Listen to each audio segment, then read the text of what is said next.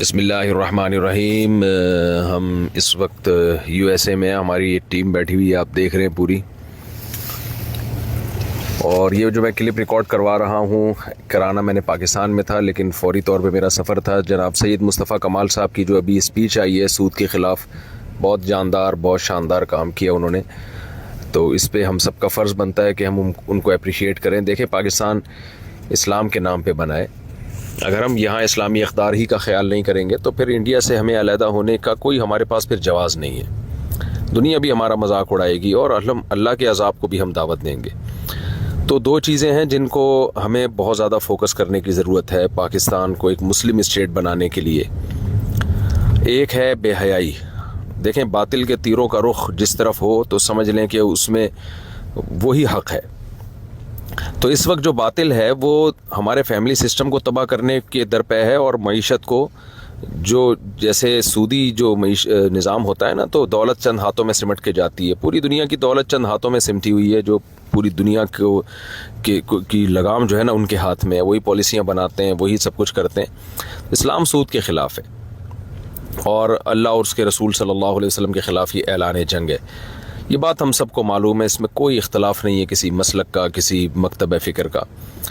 اور دوسری بات یہ بے حیائی، تو اس میں بھی کوئی اختلاف نہیں ہے۔ اسلام زنا کو حرام قرار دیتا ہے، girl friend boy friend system کو، ایجوکیشن جو ہماری سوسائٹی میں تعلیمی اداروں میں جو کچھ طوفان بدتمیزی، تو یہ دو چیزوں کو ہمیں پاکستان میں فوکس کرنے کی ضرورت ہے کہ ہم اپنے جو خاندانی اقدار ہیں ہم اس کی حفاظت کریں۔ اگر یہ ہماری یونیورسٹیوں میں اسی طرح سے کو ایجوکیشن سسٹم رہا اور اسی طرح سے بے حیائی کا ایک ماحول رہا، اور اسی طرح لڑکے لڑکیاں آزاد رہے، بے پردگی کا ماحول رہا، تو کل ہمارا وہی حشر ہوگا جو ان اقوام کا ہوا ہے جن کو ہم فالو کرتے ہیں۔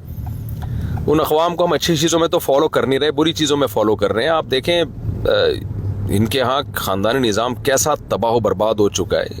اللہ نے انسان کو خاندانوں میں پیدا کیا ہے۔ انسان اور جانور میں بنیادی فرق یہ ہے کہ جانوروں کی فیملی نہیں ہوتی، خاندان نہیں ہوتے، انسانوں کے خاندان ہوتے ہیں۔ تو اس خاندانی نظام کو بچانے کے لیے ہمیں بے حیائی کے خلاف آواز اٹھانے کی ضرورت ہے، نکاح کو پروموٹ کرنے کی ضرورت ہے، اور معیشت کو اعتدال پہ لانے کے لیے، استحصال سے بچانے کے لیے ہمیں سود کے خلاف آواز اٹھانے کی ضرورت ہے۔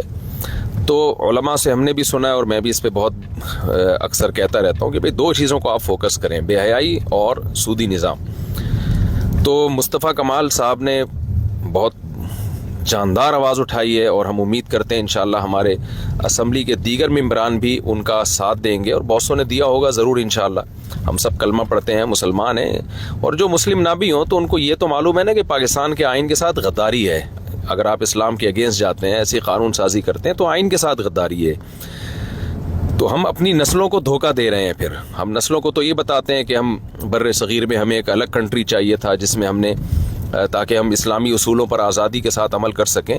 تو ہماری نئی جنریشن پوچھے گی کہ چاہیے تھا تو کیا کیا آپ نے 50-70 سالوں میں، آپ نے کیا کیا؟ تو کیا جواب دیں گے ہم اس نئی نسل کو؟